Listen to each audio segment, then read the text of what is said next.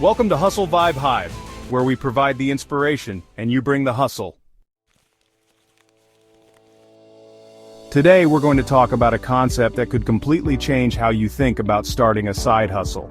It's called asymmetrical risk, and it's a secret weapon that successful entrepreneurs use all the time, often without even realizing it. Now I know asymmetrical risk sounds like something from a Wall Street textbook, but stick with me. This concept is actually super simple, and understanding it could be the difference between success and failure in your side hustle journey. So what exactly is asymmetrical risk? Simply put, it's when your potential upside is much bigger than your potential downside. Think of it like this: you're risking $100, but you could potentially make $1,000 or even $10,000. That's asymmetrical risk in action. But here's where it gets really interesting for side hustles. Asymmetrical risk isn't just about money, it's about time, effort, and resources too. And this is exactly why side hustles can be such powerful vehicles for building wealth. Let's talk about the first major benefit of asymmetrical risk in side hustles: finding your path. You see, one of the biggest mistakes I see people make is trying to plan everything perfectly before they start. They spend months, sometimes years, trying to figure out the perfect side hustle. But here's the truth: you often can't know what will work until you try it.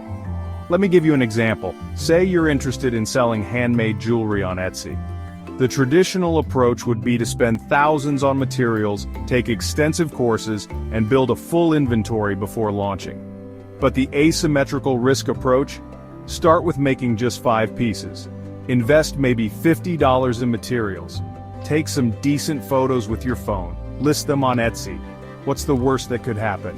You're out $50 in some time. But what's the potential upside? You might discover that people love your designs. Or maybe you learn that they prefer a different style than what you made. Or perhaps you realize that jewelry isn't your thing, but during the process, you discovered you have a knack for product photography. This is asymmetrical risk in action: small downside, huge potential upside in terms of learning and opportunity. Now let's talk about the second powerful benefit of asymmetrical risk: smart scaling. Once you've found something that works, asymmetrical risk becomes your framework for growth. Instead of going all in and risking everything, you make small, calculated bets that can lead to big wins. Let's say your jewelry business is starting to take off. The asymmetrical risk approach would be to start with a small batch of your best-selling item. Test new designs with minimal inventory. Invest in better tools only after proving demand. Scale advertising gradually, starting with small daily budgets. Experiment with new markets using sample sizes. Each step is a small risk with a potentially large reward. If something doesn't work, you haven't lost much. But if it does work, you found a new avenue for growth with proven results.